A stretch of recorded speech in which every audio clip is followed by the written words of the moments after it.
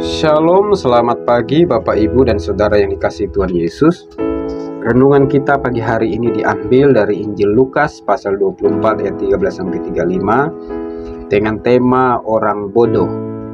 Lalu ia berkata kepada mereka, "Hai kamu orang bodoh, betapa lambannya hatimu sehingga kamu tidak percaya segala sesuatu yang telah dikatakan para nabi. Bukankah Mesias harus menderita semuanya itu untuk masuk ke dalam kemuliaannya?" Lukas 24 ayat 25-26. Saudara yang dikasihi Tuhan Yesus, pernahkah kita dicap sebagai orang bodoh? Atau kita pernah dikatai sebagai orang bodoh? Atau kita pernah mendengar orang lain dikatai sebagai orang bodoh? Bahkan mungkin kita pernah mengucapkan kata bodoh kepada orang lain yang perbuatan dan tingkah lakunya memang kelihatan bodoh. Perkataan bodoh memang tidak enak didengar, apalagi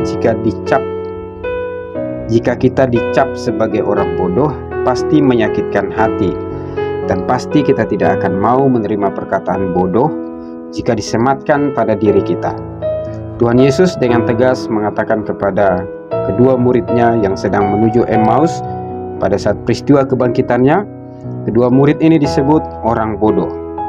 Perkataan ini kelihatannya terlalu berlebihan dan mungkin menyakitkan hati.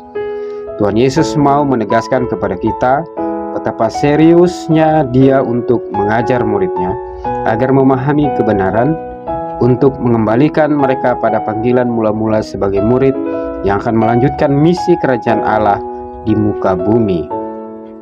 Mengapa Tuhan Yesus menegur dengan keras kedua murid ini disebut sebagai orang bodoh?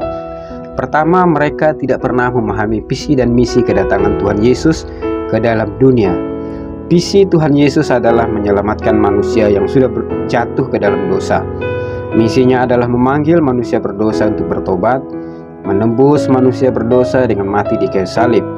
Kedatangan Mesias penuh dengan penderitaan, direndahkan, ditolak, dihina, dipermalukan, bahkan mati disalibkan. Lukas 9 ayat 22, Matius 17 ayat 22-23, Matius 20 ayat 17-19. Kedua murid ini, yaitu Kleopas dan temannya, tidak dapat menerima dan memahami visi dan misi Tuhan Yesus datang ke dalam dunia.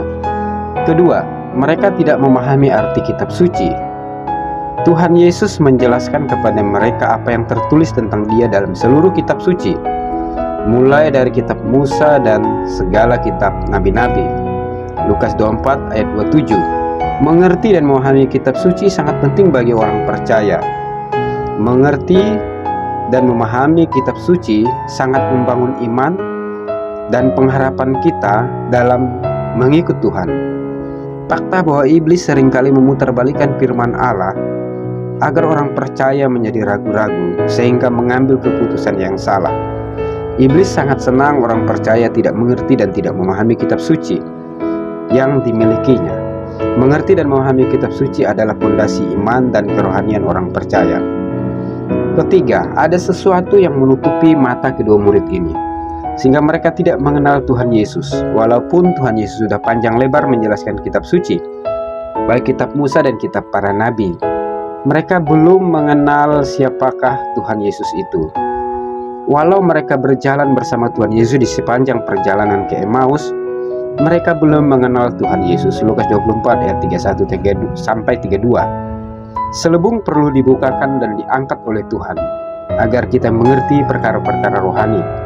Walaupun kita sudah lama menjadi orang Kristen, bukanlah jaminan untuk kita mengenal Tuhan dan mengerti perkara-perkara rohani. Selebung itu mungkin adalah dosa dan kebiasaan buruk kita. Selebung itu mungkin kehidupan agamawi kita yang bersifat duniawi. Mungkin tradisi nenek moyang kita yang bertentangan dengan kitab suci yang mengikat kita. Maka pantaslah kita dicap oleh Tuhan Yesus sebagai orang bodoh yang tidak mau berubah. Tuhan Yesus memberkati. Amin.